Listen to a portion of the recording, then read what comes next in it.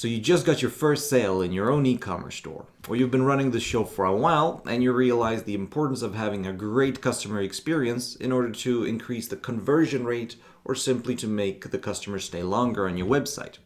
In either case, I'm going to give you 10 tips on how to increase the user experience by showing great Swedish website and not so great Swedish website to give you a new perspective. The 5-second rule states that every new visitor should be able to, within 5 seconds, determine exactly what the website is about, a unique selling point, and what to do next.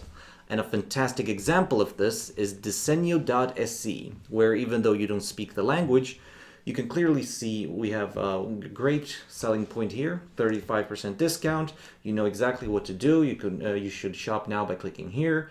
The price range is about $6, $7, $8, and it's all about posters and frames. The navigation is also very straightforward. Now, the very opposite of this is a very typical and successful Swedish everything store called cdon.se.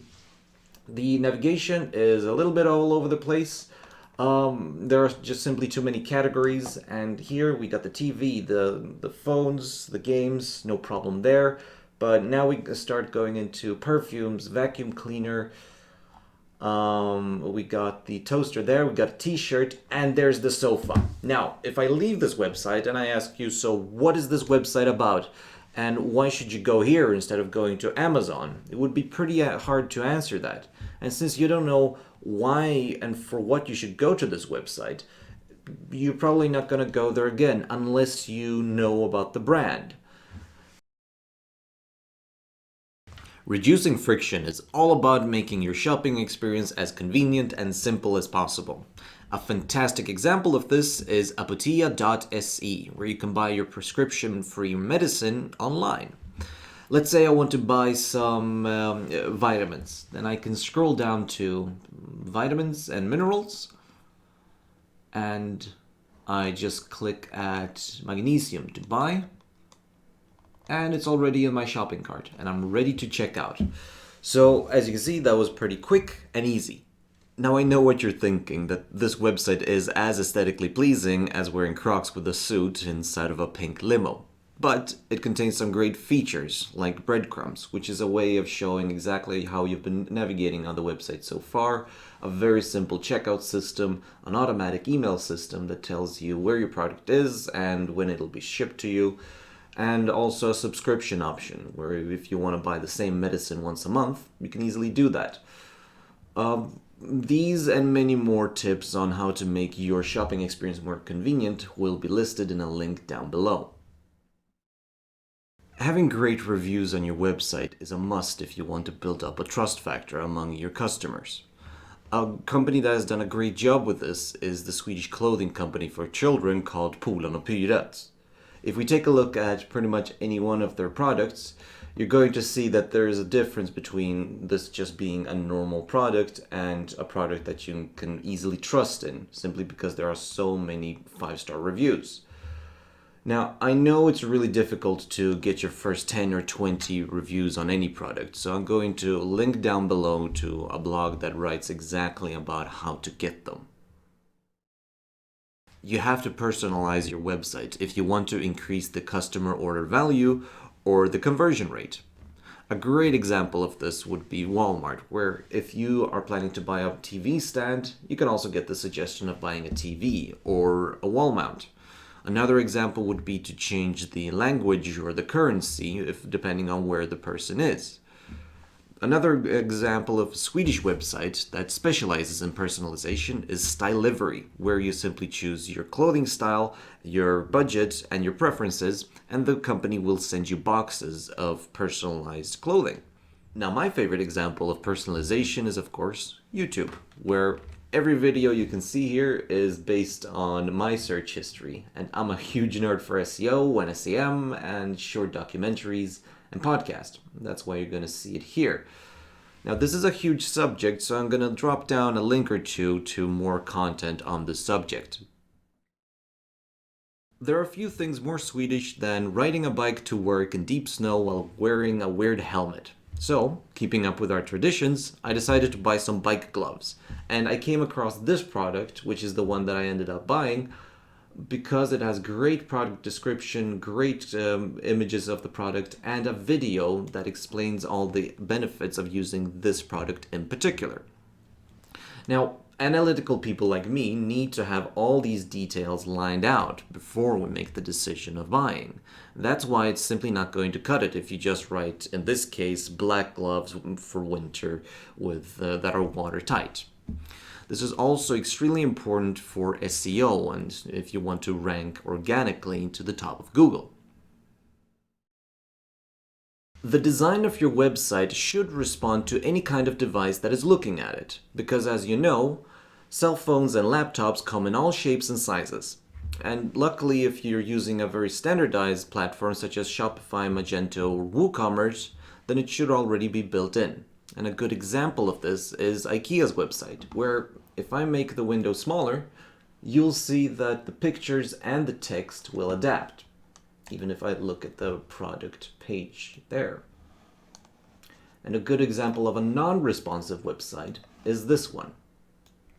And this is really bad for both SEO and the user friendliness, because you want the website to adapt to anyone who's looking at it.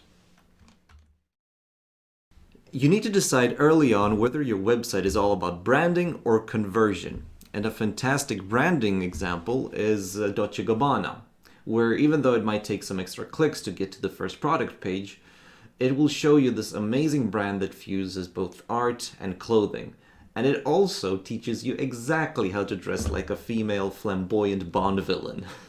And on the other side of the spectrum, we have thisiswhyimbroke.com, where it's all about showing you the product, you click on the product, and then you buy and it's shipped to you. Pretty simple. It's all about selling as quickly as possible. Another example for a conversion optimized website is apatia.se that we've seen already. Now, most online stores are using a combination between these two, which is fine, but you don't want to conversion optimize branding focused websites too much, because it would be the same thing as if Rolex were starting to hand out watches or massive discounts. It would hurt their brand probably forever, and you don't want to do that.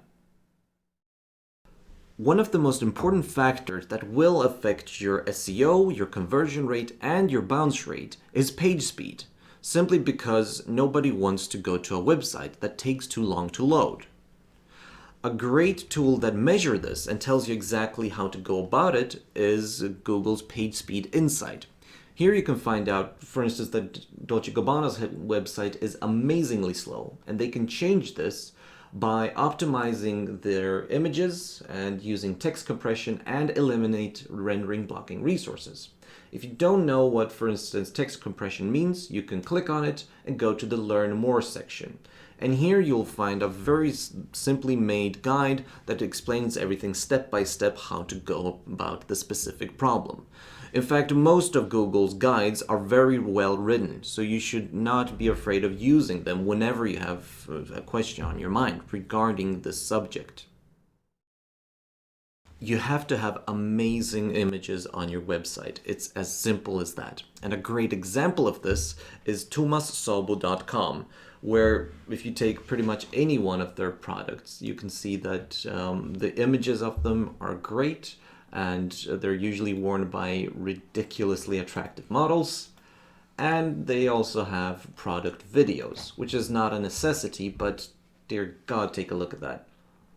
It just looks great, and it just it makes me feel like this is pure quality. Now compare this to Alibaba.com, a very typical product page.